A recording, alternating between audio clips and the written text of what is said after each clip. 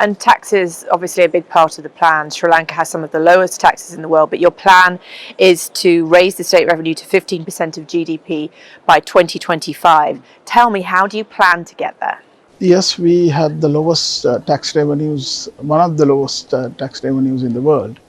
But when we embarked on the program, we have gradually increased our tax revenues. We have removed tax exemptions, and also the tax compliance have been strengthened.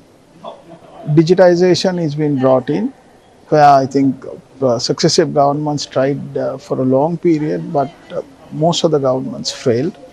So the tax revenues we have reached up to, the government revenue has gone up to 11% of the GDP in 2023.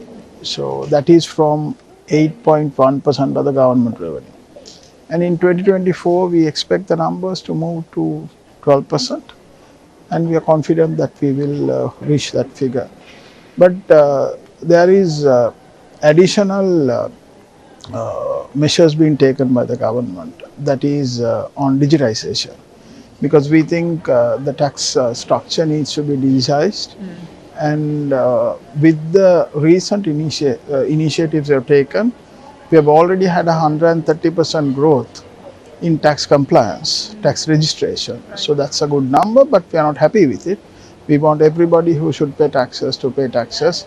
As I said earlier, we have removed exemptions, so there are no exemptions, and there won't be revenue leakages. So we'll be extra cautious on getting the revenues up.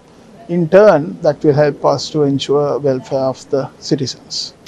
And also, how would an increase in revenue put debt on a more sustainable path? It's a good question, because debt crisis was one of the main crises which led into the economic crisis.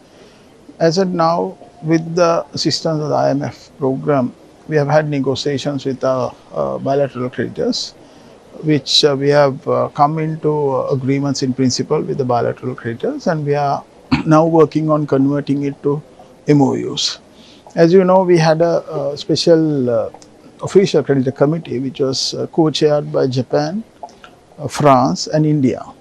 China was sitting outside the official creditor committee, but we are happy that we reached agreements in principle with all our bilateral creditors. We are having engagements with commercial creditors and the private bondholders. So we are confident that we will reach a resolution which will enable Sri Lanka to be a debt sustainable country.